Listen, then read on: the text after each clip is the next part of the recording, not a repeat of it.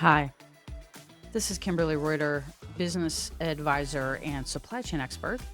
And welcome to my podcast, The Morning Mood, where we discuss everything supply chain, leadership, and life. Today, the topic kind of falls under leadership and life. It's about managing people. It's an interesting topic and something I stumbled into, obviously, being a leader and growing my own leadership skills, learning how to manage people is something that I've been doing a lot of. But a few years ago, I had a conversation with a young woman who was in somewhat of an authority position in healthcare, who was really struggling with managing people. And here's what she was struggling with. She was young, she was cute, she was a nurse auditor of some type, so she identified opportunities and gave instruction. And she was struggling a little bit. And here's what she was struggling with. She was struggling with 3 things, and I was turned on to her by, someone that mentored her, and he said, "You know what? You 2 are both kick-ass women. I think you can help her." And she is kick-ass, and she's out there doing it, and I love her for it.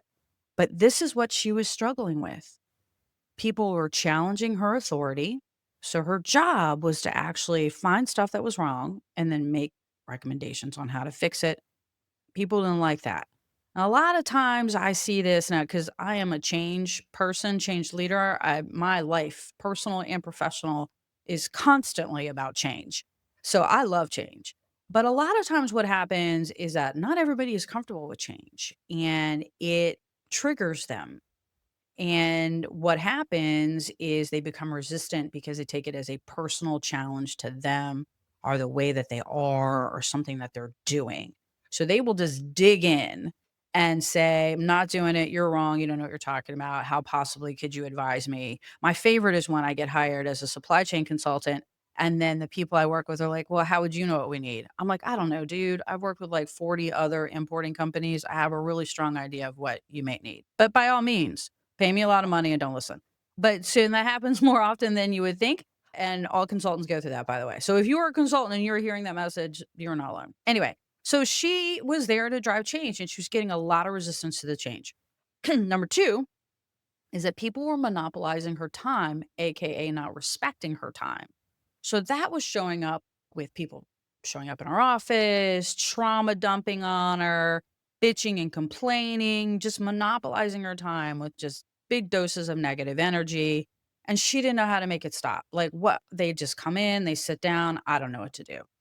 So that was her second problem or challenge. Her third challenge was that she wanted to be personable. She wanted to like her people. She wanted to be liked by her people. She wanted to be able to have conversation with them. She wanted to be able to have a cup of coffee with them.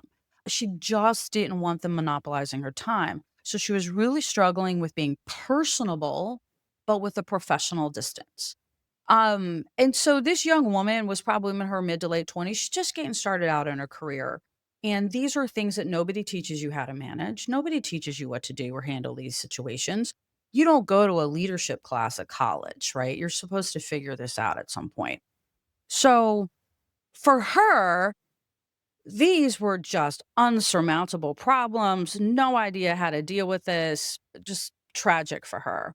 For me, as I like to say, as an old woman, um, I had been through all this before, and I had really good ideas on how to manage this.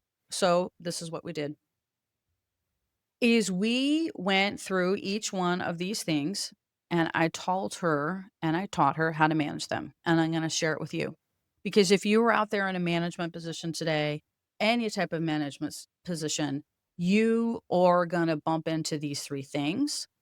And especially if you were doing any sort of change leadership or growing organizations, you are definitely going to run into these 3 things. People are very uncomfortable with change. We will talk about that in a bit because what that shows up as is fear. People buck change because they are fearful of losing their jobs, fearful of being perceived as not competent, social stigma, variety of things. A lot of people tie their jobs with their personal success. They really define themselves that way. I certainly did for a while. That's something we'll talk about in another podcast. So, anyway, so the three challenges: bucking her authority, dominating, monopolizing her time, and trying to maintain personable, not personal, personable relationships with a nice professional distance. So, number one, she identifies problems. This is actually her job. She's hired to do this. She goes into the organization. She finds out what the problems are. She identifies them and she makes recommendations to make it better. She's doing her job.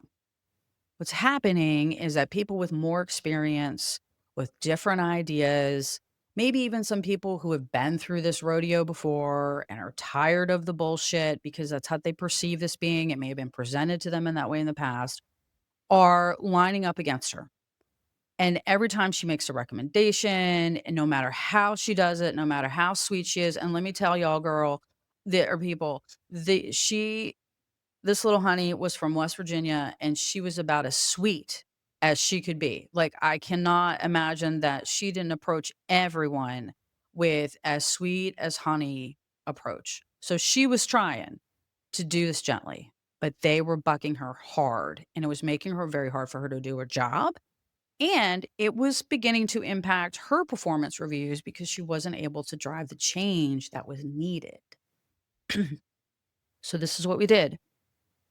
The biggest advice when you're dealing with this situation, when you're trying to drive a change, solve a problem, give people information they don't necessarily want to digest, and they throw it back in your face, or they just do a flat out, no, we're not going to do that. You don't know what you're talking about, blah, blah, blah. Whatever excuse that they provide to you, you need to switch the focus from the solution to the problem. This is the problem, okay? Because what they're reacting to is not the problem. The problem is a fact, right? You have data that shows X, we have a problem. What they're reacting to is the change that's going to be required with the recommendation that you've met. That's what they're actually reacting to, is that change, not even the recommendation. It's the change that they're reacting to. So when you're in this situation, you have to move away from the solution, move back to the problem, and you bring the group together on the problem. The problem is X. Do we all agree that we are not meeting our goal for X? It should be a very simple conversation because it should be based on data. Yes, we all agree with that. The recommendation we have on the table today, not even my recommendation, just we want to depersonalize everything. The recommendation on the table today is X to solve this problem. Does anyone else have another recommendation to solve this problem?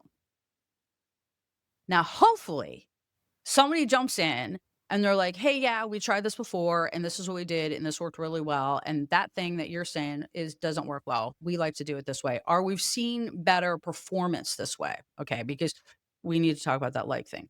We've seen better performance this way. And you're hoping that's what the conversation happens because that's what you want. You want them to be engaged and you want everyone to be a part of the solution. Your job is not to go in there and to dictate to them. Your job is to find a solution and get everybody on board. Okay. So that's how we're going to approach that. The worst thing that can happen is that you put that out there and nobody says anything. Okay. So now what you know you're dealing with is that you're dealing with feelings, not facts. That's what's happening now. So what we have to deal with now is what feeling is going on and how do we diffuse that? This does not come into a mollycoddling, we got to talk about everybody's emotions kind of thing, but you need to recognize that's what's going on. So when you put that question out there that says, "Hey, we have a recommendation to fix this way. Does anyone else have any other recommendations on how to fix this?" And you are met with absolute silence, which is deafening, by the way. Your next step is this. Great. No one has any other recommendations. Are there any problems with the recommendation we have on the table now? Now, if your stomach tightened a little bit when I said that and your heart dropped and maybe the tension in your neck really jacked up, that's normal. Because what that requires you to do is to be vulnerable. You are inviting the group to pick apart your thing. But there's value in this and there's strength in this. So unclench your tummies, bring your heart rate down, drop your shoulders, babe. What about the solution that we have on the table could be a problem? What am I missing now? If you struggle with vulnerability, especially in the professional environment, and admitting maybe you don't know what's going on, you need to practice that statement, that mantra in the mirror every day. Because it is okay not to have all the answers. In fact, in leadership, and when we're talking about this in future podcasts, not having all the answers is gold. So the question is, what am I missing? And out of this, I guarantee you, you will learn something and you will probably come up with a better solution. Now, if you are again met with crickets and nobody's got nothing, and we're just going to sit here and look nasty because we're just upset, then you have given the group the opportunity to participate and to improve the solution that you've given. And almost always, if you've gotten to the 2 silence treatments, they will line up after that.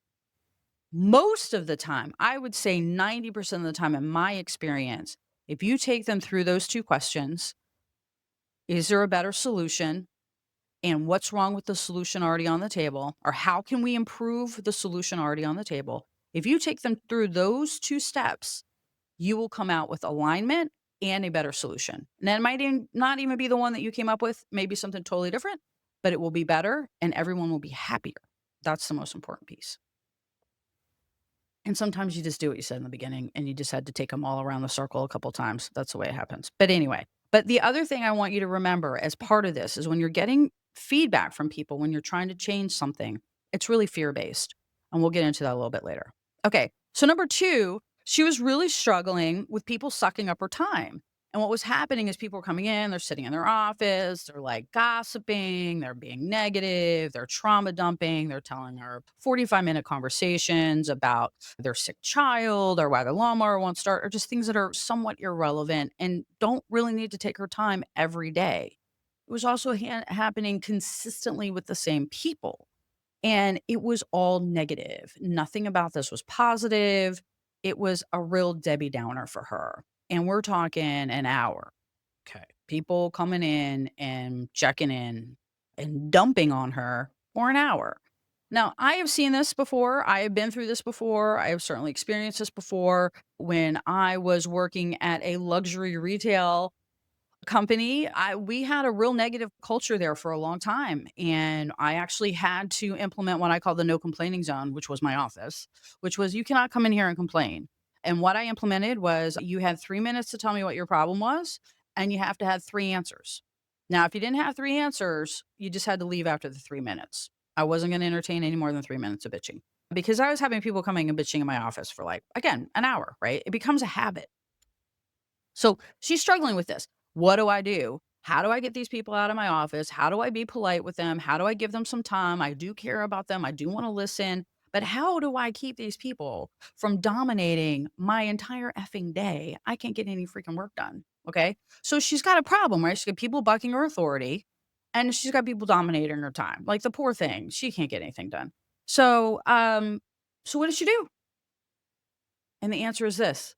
And it shocked her. Not as much as the next one shocked her, but this one shocked her. What do? Stand up. That's right. You heard me. Just stand up. Stand up in your office. That is the biggest cue to you got to be pretty emotionally numb not to pick up when somebody stands up. Stand up. That is the cue that the conversation has ended. If standing up, the simple act of standing up, and I will tell you, it works very effectively. I don't think I've had to go to step 2 very often unless it was a very heated debate. And I have certainly had people do it to me. Stand up. I'm like, oh, okay, well, time to go. It's a very clear communication that we're done. So stand up. I mean, around, blah, blah, blah. My cat peed on the carpet, yada, blah, blah. Stand up. Stand up. Hey, thanks for stopping by. I got to get back to it. But the act of standing up is what breaks the conversation. So stand up. If unfortunately you're in a position where the standing up just isn't quite strong enough of a message, you stand up and you gather your things. Okay. Grab your cell phone, grab your notebook, grab your coffee, grab your water, whatever it is that you are going to take to a meeting or wherever you may go somewhere else. You stand up and you start gathering your things. And if it is that bad, you simply walk out of your office with your things, go to the bathroom, come back. Okay. But 90% of the time, I'm gonna go as far as 95% of the time, simply standing up is enough of a message to end the conversation. Now, the best thing you wanna do is stop it from happening to begin with, right? So that is the nip it in the bud. And that looks like this. They come to your office, "Oh, hey, Kim, can I talk to you for a minute?" And this is one of your chronic offenders, right? And you go, "Sure, I only have a few minutes." That's 5, by the way. That's 5 minutes. Few minutes is 5. 3 to 5 is a few minutes. I only have a few minutes. Let's be quick. Is it quick? I only have a few minutes. Is it quick? I only have a few minutes. Let's be quick. Okay. You time box that. Okay. 5 minutes are up. You look at your watch. Oh, thanks for coming in. I got to get back to it. But what you do is when they come in and you set that time frame for them, you're setting the expectation on how much of your time that they're gonna have access to. And they're also not caught off guard when you're like, "Okay, time's up," basically what you're telling them. So 2 tools there, nip it in the bud and stand up. And the third one is tricky. And I have certainly struggled with it myself. Being a young leader, I was running a brokerage operation at 26. So I've been leading for a long time and at a very young age with little to no guidance. I remember even asking for guidance. I remember asking to go to a conference on women in leadership. And my boss at the time, I'm going to let you off the hook because it's a long time ago. And that's how it was back then, asked me if this was a conference on how to cry and if we were just all gonna go talk about our feelings, and he didn't think that was a good use of company time. So, you know who you are, look at me now. That's all I gotta say about that. Anyway, so back to this, she wants to be personable, she wants to be a good leader, she wants to engage with people. She doesn't wanna be perceived as this evil witch who comes in and does this auditing and tells everybody what she's doing. She's really struggling with this particular issue. She's like, "Kim, what do I do?" I go, "Well, tell me what happens now." She goes, "Well, I walk in the morning and everybody's at the center, the nurse center or whatever it is. And I walk in and I go, 'Hi, hi, good morning. How are you?' And I go, 'Okay, then what happens?' She goes, 'Well, then this one particular guy just starts telling me all this bad stuff and it's like a 25-minute conversation. It's always about his cats and she's like, I can't get away from him. He just goes and he starts." She goes, "What do I do?" And this is the answer that just floored her to no end, and it may floor you as well because it is so simple.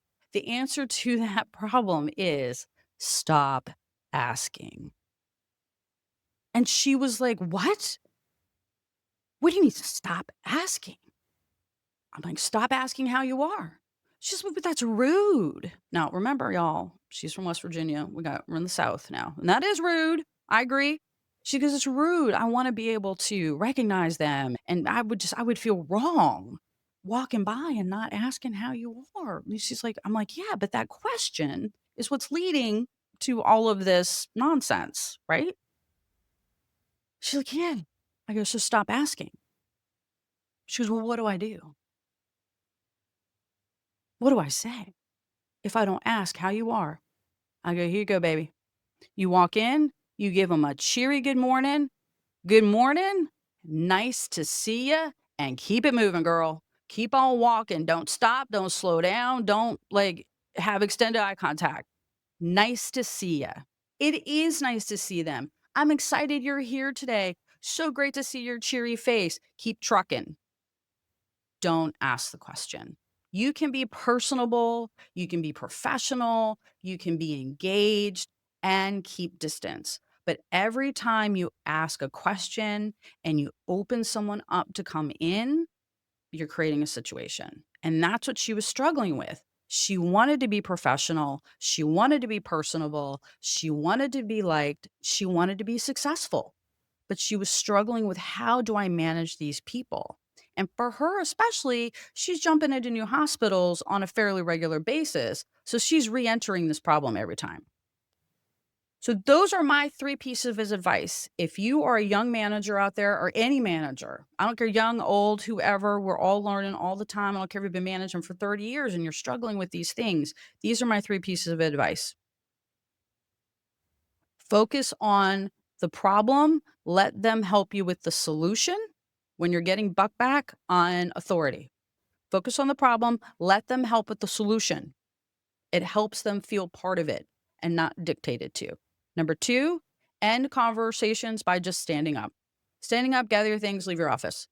Fastest way to end a conversation that is monopolizing your team. And number three, stop asking. I do care about you. I am here for you, but I don't need a daily update on your life. So don't ask. It's nice to see you. I'm happy you're here. And that, my friends, is 1 minute and 22 seconds over my 20-minute promise on my podcast. So I'm going to wrap this up quick. I appreciate you. I love that you're here. I hope you're getting something out of this. I got so much in my head that I want to share with everybody. And that's all I have for today. So I will talk to you tomorrow.